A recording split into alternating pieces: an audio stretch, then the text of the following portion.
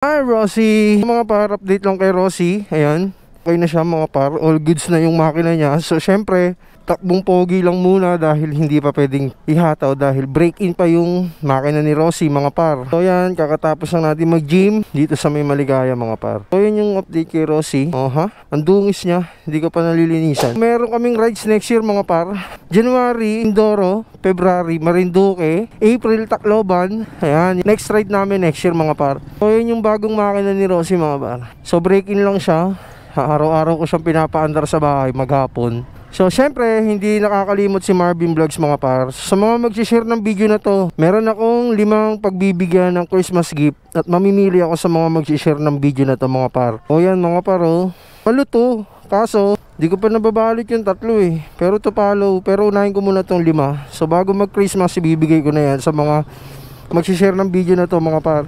So yun lang, maraming salamat sa mga sumusuporta kay Marvin Vlogs.